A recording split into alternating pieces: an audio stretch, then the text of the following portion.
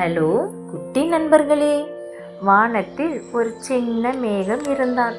அவன் பெயர் முகில். பெரிய மேகங்கள் போல பெரிய மழை பொழியணும்னு அவன் ரொம்ப ஆசைப்பட்டான். ஆனா அவன் ரொம்ப சின்னவன். ஒரு நாள் கீழே கிராமத்தில் பெரிய வறட்சி. மரங்கள் உலர்ந்து போயின, பூக்கள் வாடி போயின. குரங்குகள், முயல், மயில் எல்லாம் தாகத்தில் அழுதார்கள். முகில் பார்த்தான். நான் உதவணும் என்று தைரியமாக முன்னாடி வந்தான்.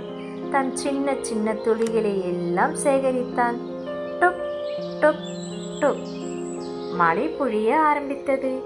பூக்கள் மலர்ந்தது. மரங்கள் பச்சை பசேல் என்று ஆயிற்று.